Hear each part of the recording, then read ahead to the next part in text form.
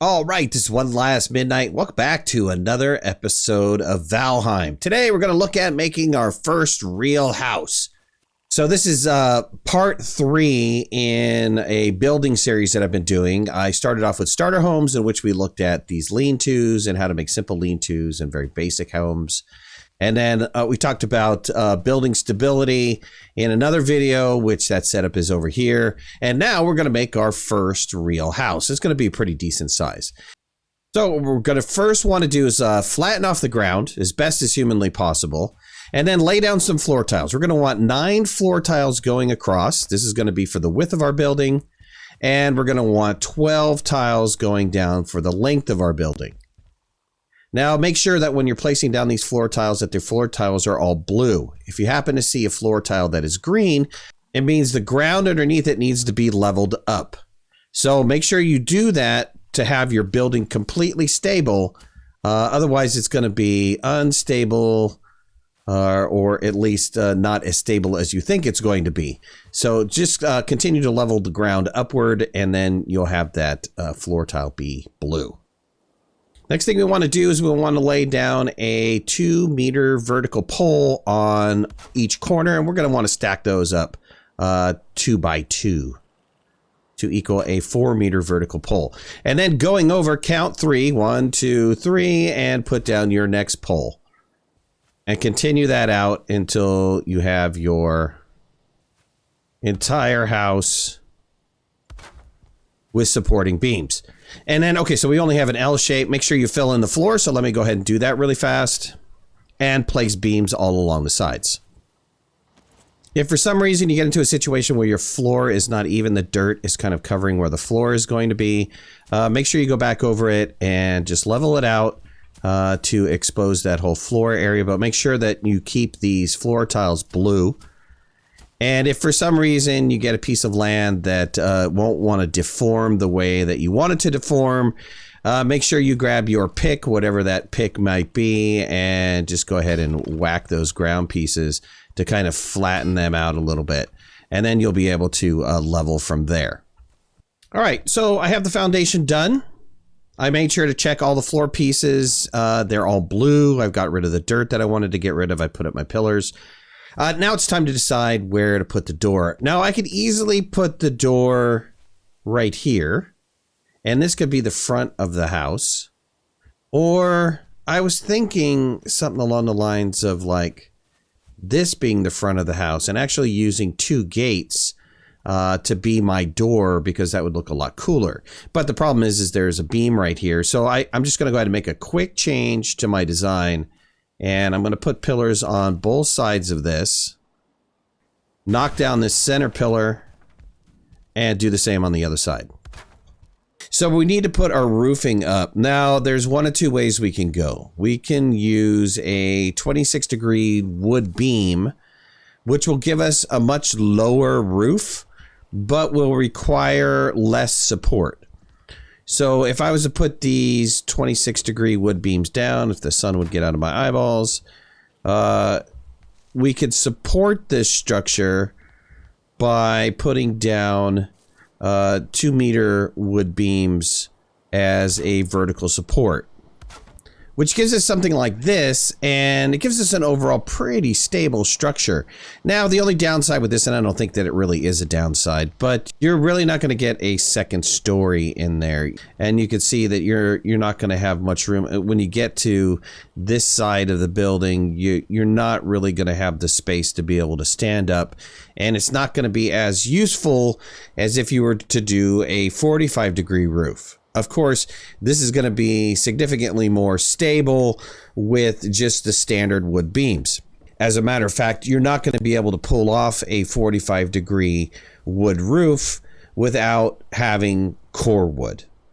And for the sake of this video, let's go ahead and do a 45-degree roof, because it would be cool to have a second story to this building. And also, I mean, since this is going to be our first real starter home, might as well do it right.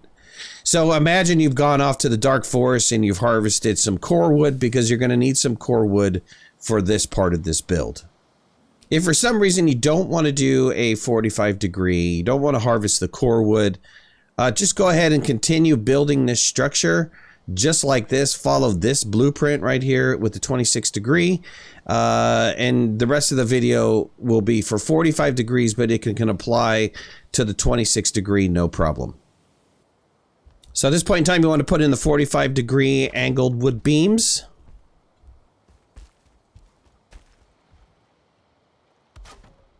And you want to go up as high as you can. You're probably only going to be able to go in 3 before they start becoming really unstable. So go ahead and put in a support. You see, this is already red. Sorry about the sun. And the support is going to have to be a core wood beam. You're just going to line that up with this pole right here, going 3 in from the floor tiles, and come up 2, and then do a half a core wood. Going to do the same for the other side. And finish off with the 45 degree cross. Now you want to do some supporting beams going across, so you want to put in 3 of these 2 meter core wood beams going across to build a support. And you can see already that the top of our structure is a nice yellow. It's not in the orange or the red, and we're looking pretty stable all the way up. You want to repeat that on this side. Once you have the 2 sides mirrored, start working on your other 45 degree beams, but don't go all the way up to the top. Just go 3 high with them. And add in the 4 meter long core beam going across.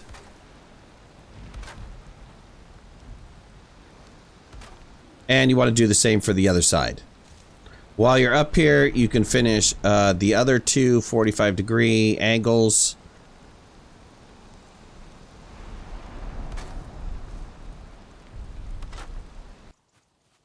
And then finish off with your other 2 remaining cross beams. Now the internal structure is complete, and all that leaves is for the beams that are going to go on the front and the back of the house, or the 2 sides of the house in our case. So let's go ahead and put those in place now. For the sides of the house, you can continue to use just the standard wood beams because that is not going to be holding up the main portion of the house. These core wood beams are. What you can do is put these 2 meter crosswood core beams going across to keep some stability inside of the house. And you can just have the outside of the house be these standard wood beams.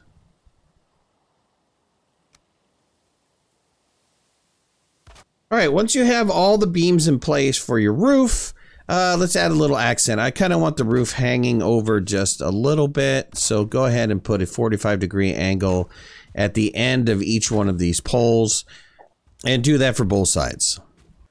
Now it's time to get the roof in place, and the easiest way to get up to the roof now is to just place some scaffolding on that little 45 degree angle that we just created.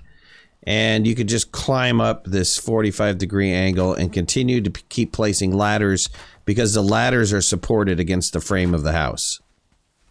What you're going to want to do is grab the thatch 45 roof ridge and place that directly across. And then start placing your 45 degree wood thatching down while you're up here.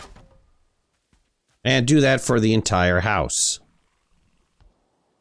Once you have the roof complete, it's time to start working on the walls.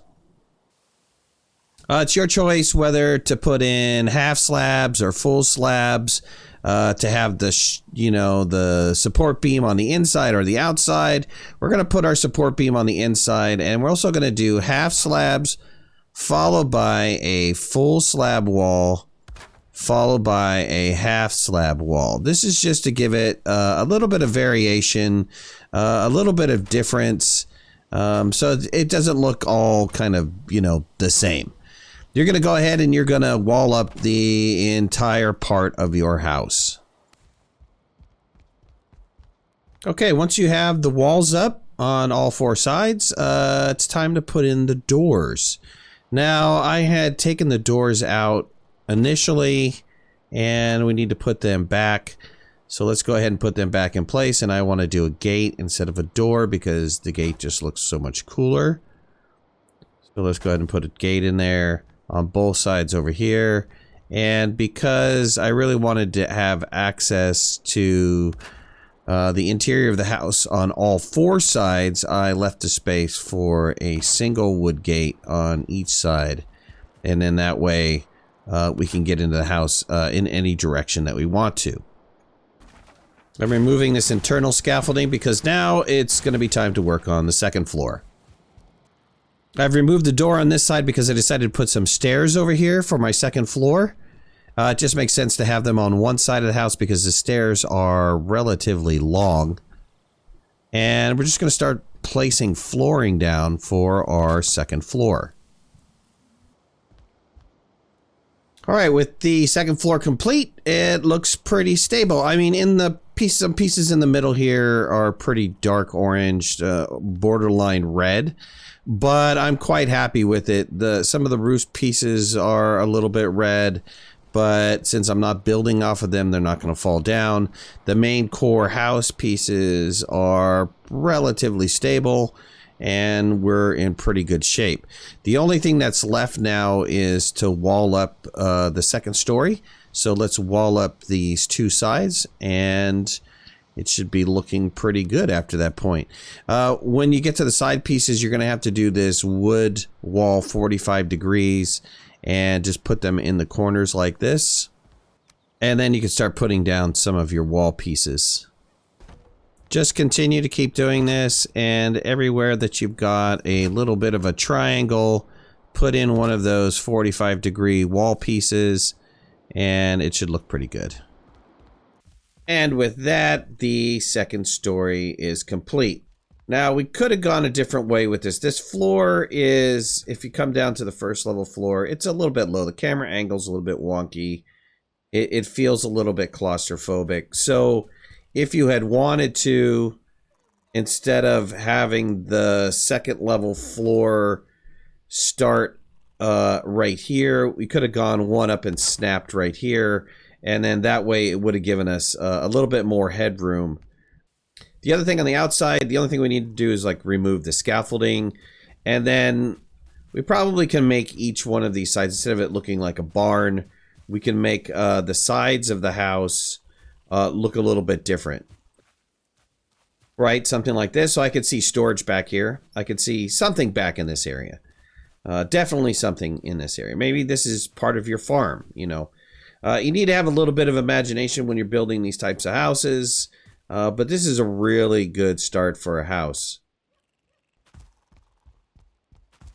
Now, because I did want that camera angle a little bit higher up, I did make that change. I didn't care for the camera angle being down so low. I felt a little bit claustrophobic, so I did move it up one, and that moves my loft. The camera angle of my loft is actually pretty good. I can deal with that. Mainly, this is going to be storage anyway, so most of my time is going to be spent down here, and so why not have a nice big open area? The only thing left is to decide where the fire is going to go, and that can really just go anywhere. We just need to figure out, you know, what portion of this area do we want to set up for the fire. We could have it in the middle. We can have it off to the side. Regardless of what we do for the fire, we need to have some ventilation to get rid of the smoke. And make a little something like that for a chimney. And we have some pretty good ventilation there. And then, I don't know, maybe put something down here to make it look a little bit neater. And then we have all the requirements we absolutely need for a house. We've got the resting icon, we've got the sheltered icon, we've got the fire icon, so we're in pretty good shape. If we move too far away from the fire, we're not going to get that fire icon. So we might have to have multiple fires in here. We might have to have a fire going right down the middle of this. You know, we could definitely do that. It all depends on where we want to put our bed. Or maybe later on, you know, I put down a hearth or something and have a hearth in the middle here, which would be a nice, huge fire to be able to have and to, I don't know, make this place look pretty cool, right? I'd have to change where my chimney is, but that's not that big of a deal either. I could just cut a hole in the floor down here and let it escape up out through the top, because we do have ventilation here on the top in the peaks. So we could easily let the smoke just come up, accumulate up here, or I could even just cut a chimney up here. It doesn't really matter. If you notice, I do have the fire icon up here all over. The entire fire icon is sitting up here. So if I put down a hearth, change my ventilation for my smoke, I could definitely have the hearth be the primary source of heat for the entire house, because this is a pretty decent sized house. But we'll come back in another video and really decorate this house. Put some windows in, put some decorations in, make it look pretty. Well, I want to thank you guys for joining me. Really appreciate it. If you liked the video, hit that like button. If you're not a subscriber, please subscribe. Love to have you in the community. If you want to follow me on any of my social media, you can find the links in the description below, and make sure to hit that notification bell. That way you know when I go live and when I post new videos. I'll talk to you later. Thanks a lot. Bye-bye.